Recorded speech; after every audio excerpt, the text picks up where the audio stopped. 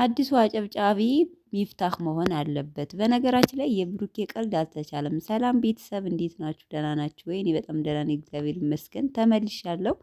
እንግዲህ እነ ብሩኬ እነ ሙቤ እንዲሁም ደግሞ እነ ካፕቸር ሰርግ ቦታ ከአንዲት ሙስሊመታችን ተድራ ተጋብዘዋል። ቅመሟ ግን የለችም። ለምንድን ነው ቅመምዬ የሌለችው?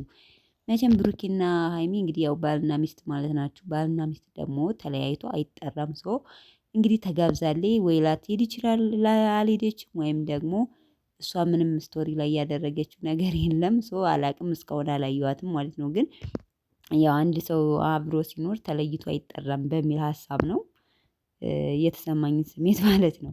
ለማንኛውም እዛ ቦታ ላይ እንግዲህ ያው ሚፍታህ ለቆታል እና አዲስ ሰው አለ፣ አዲስ ሰው መጥቷል፣ አጨብጭቡ እንጂ ጭብጨባ የለም አጨብጭቡ እንጂ በሚል ነበር። እና ብሩኬ ምን አለ መሰላችሁ? አዲሱ አጨብጫቢ ሚፍታህ መሆን አለበት። ኢንስታግራም ላይ እየሳቀ እኮ ነው እና አልተቻሉም።